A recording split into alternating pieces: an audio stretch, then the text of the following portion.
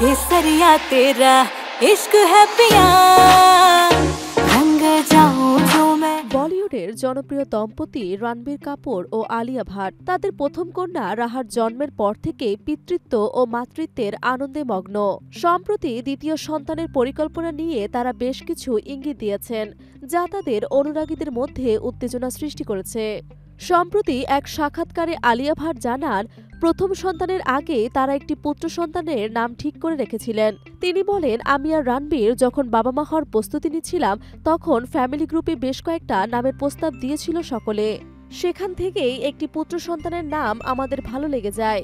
ভবিষ্যতে যদি আমাদের ছেলে হয় তাহলে সেই নামটাই রাখব।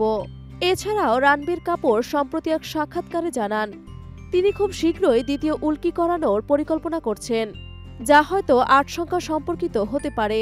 তিনি বলেন, খুব শীঘ্রই হয়তো দ্বিতীয় উল্কিটা করাবো, সেটা হয়তো ৮ সংখ্যা সম্পর্কিত হতে পারে, আবার আমাদের দ্বিতীয় সন্তানের নামও হতে পারে।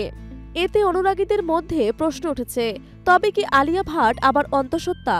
যদিও এই বিষয়ে দম্পতি এখনো স্পষ্ট করে কিছু জানাননি, তবে তাদের বক্তব্য থেকে বোঝা যায় তারা দ্বিতীয় সন্তানের পরিকল্পনা করছেন। রণবীর ও আলিয়ার এই ইঙ্গিতপূর্ণ মন্তব্য তাদের অনুরাগীদের মধ্যে নতুন কৌতূহল ও আনন্দের সঞ্চার করেছে।